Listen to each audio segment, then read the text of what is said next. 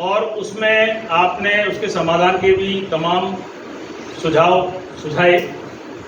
अब जो मुझे कहना है वो ये है कि देखिए, जोड़ बच्चा आपके साथ पहली बार इंट्रोड्यूस हो रहा है। पहली बार से मेरा मतलब है जोड़ सीखने के लिए पहली बार। वैसे तो मैथ्स के अंदर पहले जब तक बच्चा सहज न हो उससे पहले गणित चलाना उचित नहीं होगा। सबसे पहले जोड़ जैसी जटिल अवधारणा छोटे बच्चों के लिए, पहली बार के लिए जटिल अवधारणा, उसको समझने से पहले उसके माइंड को प्रिपेयर करना है। पहले आपको उसके माइंड को चेक करना है कि ये मेरी जोड़ जैसी चीज को समझने के लिए तैयार भी है या नहीं। हम क्या करते हैं, विद्यालय में, स्कूल में जाते हैं, बोर्ड पे सीधे अंक लिखते हैं और जोड़ करना शुरू कर देते हैं।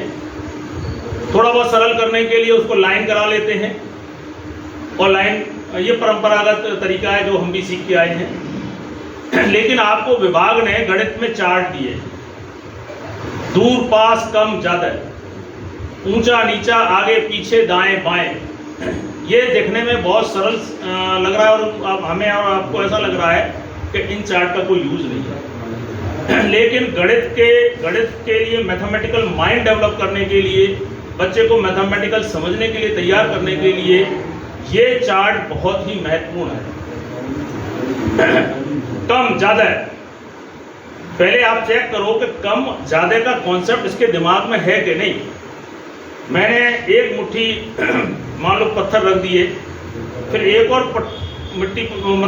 मुट्ठी पत्थर रख दिए, फिर उस बच्चे से पूछे कि ये ज्यादा हुए या कम हुए।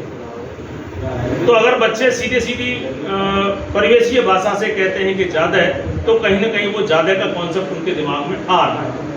उस ढेर में तो थोड़ा उठा लिया और फिर मैंने कहा कम हुआ, क्या हुआ। अगर वो कम जैसे शब्द तक पहुंच रहा है कि कम हो गया, तो वो कहीं ना कहीं गणित में घटाव की तरफ जा रहा है। अगर वो कम ज्यादा कोई नहीं समझ रहा है, तो अभी आपको जोड़ घटाव पे जाने की जरूरत नहीं है। पहले उसको कम ज्यादा क्या है, हम फिगर पे नहीं जा रहे हैं भाई। जोड़ क्या है, जोड़ क्या है। मैंने एक मुट्ठी डाली, एक मुट्ठी इधर से डाली, एक मुट्ठी इधर से डाली, और ये ढेर बड़ा हो गया, तो ये दो मुट्ठियों का क्या हुआ, दो मुट्ठियों का क्या हुआ, जोड़ हुआ। मैं संख्यात्मक जोड़ पे नहीं जा रहा हूं, इस मुट्ठी में कितने कंकड़ थे उसकी बात नहीं हो रही है।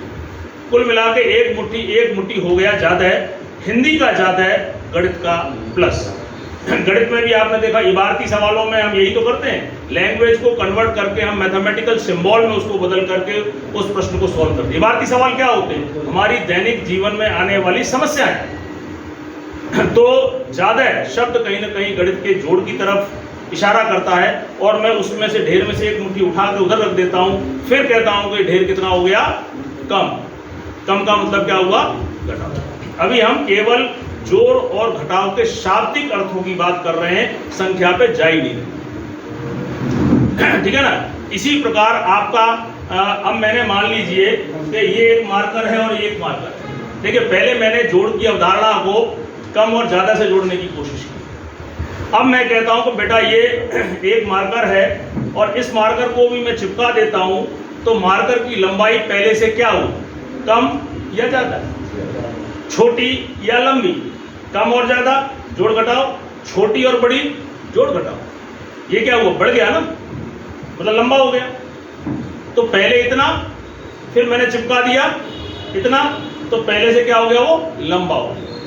ये क्या हो गया, छोटा हो गया। तो कहीं ना कहीं छोटी छोटी दो चीजों को जोड़ करके जब लंबी वस्तु हो रही है, तो यह भी अप्रत्यक्ष रूप से कहीं ना कहीं जोड़ को अंकित की जोड़ाई तो है मैंने ये। तो अगर मैंने इसमें से इतनी बड़ी छड़ है, इसमें से मैंने इसको काट दिया और इतनी रह गई, तो क्या हुआ, छोटी हो गई।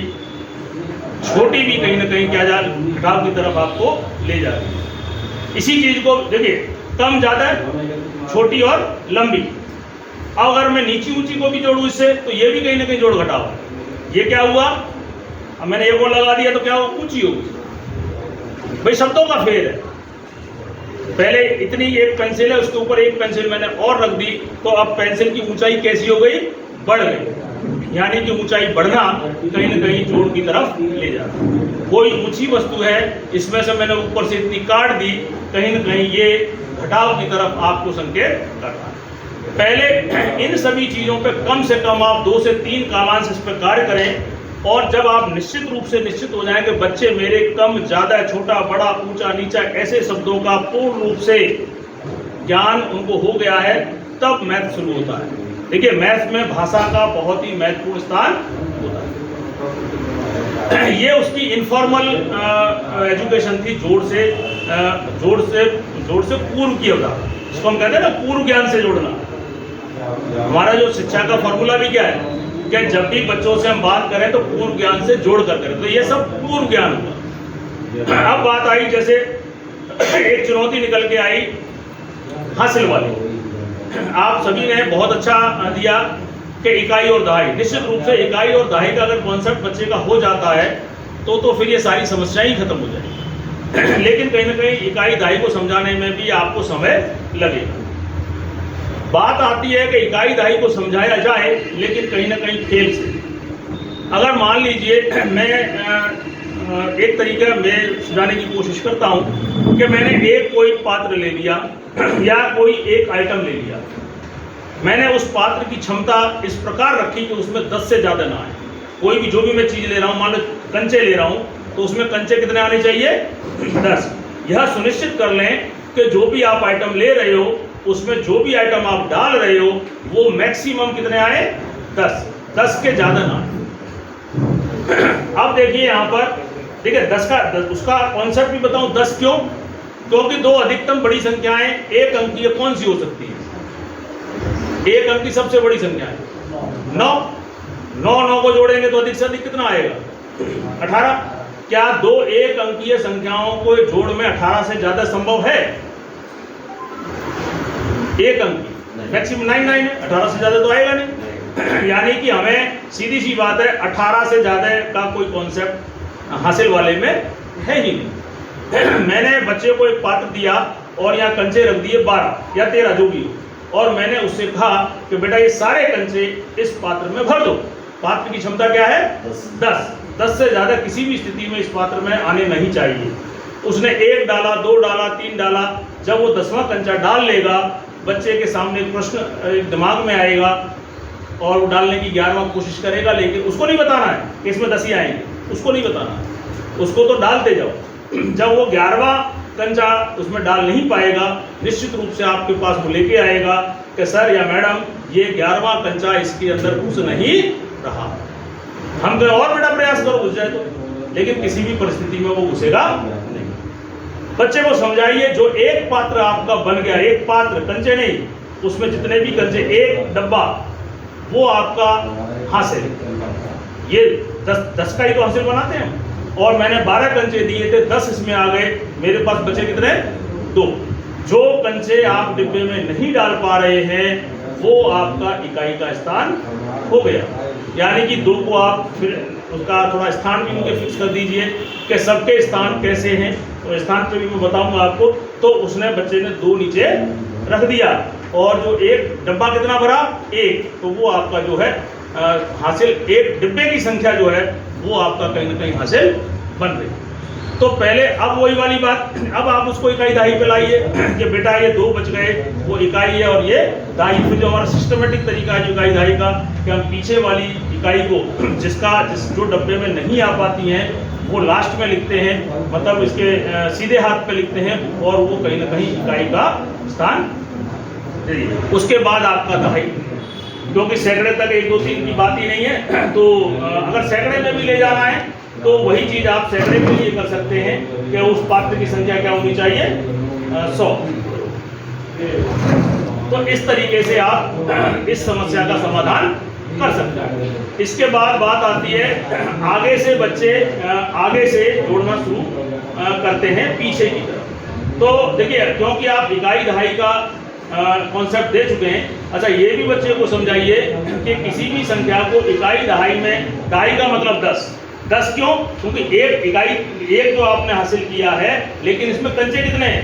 10। यानी कि अगर हम 12 को तोड़ेंगे, 12 को, तो अगर कंचों की बात करें तो इसमें कितने?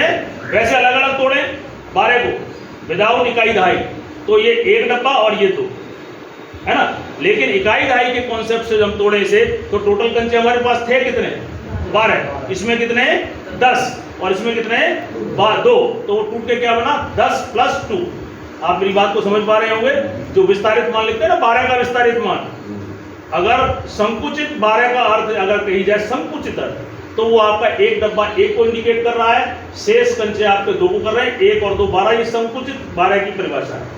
लेकिन एक्चुअल में स्थानीय मान के अनुसार जो उसका रियल मीनिंग है 12 का, वो क्या है, रियल मीनिंग से मतलब कंचे, क्योंकि हम जोड़ घटाव किसका कर रहे हैं, कंचे का, ना कि डब्बे का और कंचे का।